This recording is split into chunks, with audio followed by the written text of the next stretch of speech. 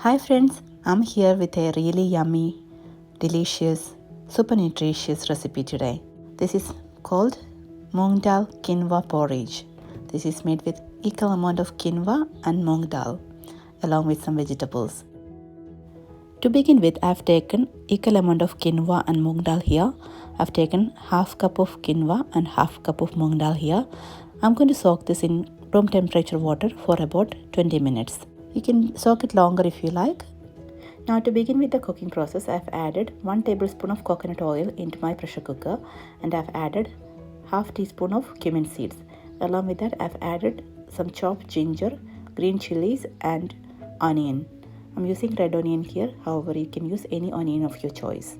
Now I'm going to saute the onion for some time until it becomes translucent.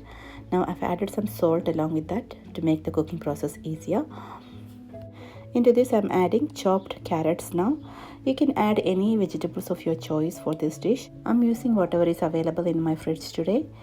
I had some broccoli stem sitting there, so I've chopped that into small cubes and I added that along as well.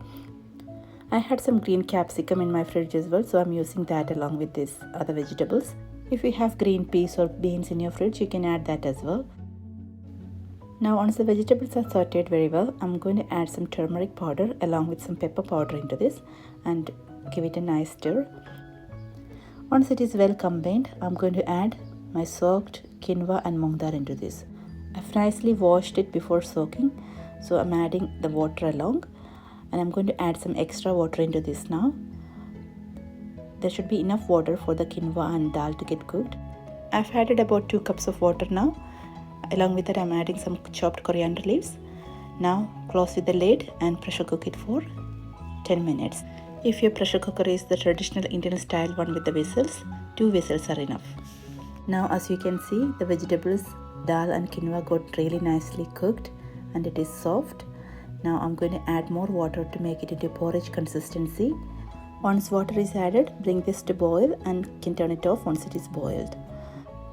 If you like thick consistency, you don't need to add water, but I like it this way, so I've added extra water to make it into porridge.